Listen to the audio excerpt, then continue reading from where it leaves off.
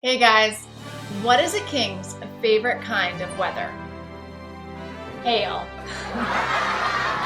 We've got another king for you this week. And as you know, we've been going through a series where we're focusing on all the bigwigs in the Bible, some of who did awesome things, and some did things that definitely deserve a timeout. Today we're learning about a king named Hezekiah. The story of Hezekiah is found in the Old Testament of the Bible in 2 Kings chapter 20.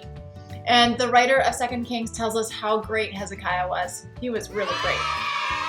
See, Israel had had many kings by this point. Some were okay, some were really bad, and some were pretty good, but none of them were as good as Hezekiah. Pretty great, right? But Hezekiah still struggled with sin the same way that we all do. Though Hezekiah always followed God's ways and did what was right, he still struggled with sin on the inside. Hezekiah struggled with the temptation to show off and boast about what he had done. Instead of giving glory to God for Israel's success as a nation, he took the credit for himself in making himself look better towards those around him. Deep down, it seemed that he cared more about how things made him look than about the people of Israel and what was going to happen to them in the future, even after he had died. These kinds of sins are easy to hide because they kind of just happen in our heads. We can do lots of great things for not so great reasons. God warns us of these sins of pridefulness and boasting when we care more about how something makes us look than maybe what the actual result is going to be or how it affects other people. Sometimes we're tempted just to do things just because it makes us look good and not actually because it's better for us or for others.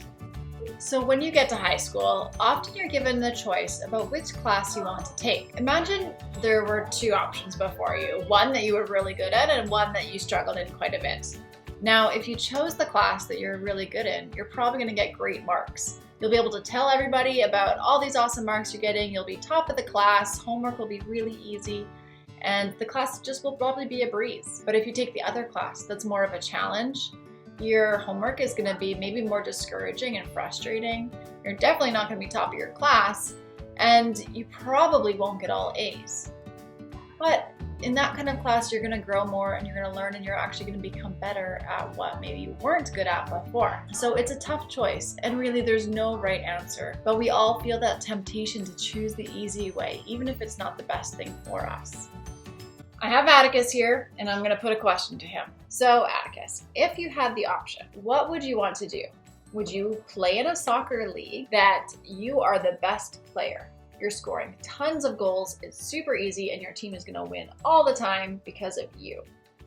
Or would you rather play in a harder soccer league where you're not going to be the best player? You might score some goals, but it's going to be pretty tough, and you're definitely not going to win all your games. But you're going to get more coaching, you're going to learn more strategy, and you're going to be challenged to become a better player. What would you do? I would do the harder one. Really? Why is that? Because I feel like it's more fun because I like to have challenging stuff. Yeah. And learn new skills. But do you understand that it would be kind of tempting and pretty fun just to play in the easier league? Yeah. Yeah, it would be. King Hezekiah struggled with these choices the same way we do.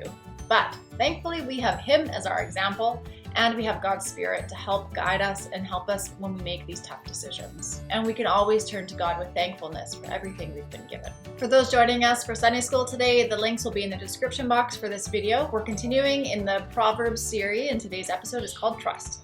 And we'll see you next time.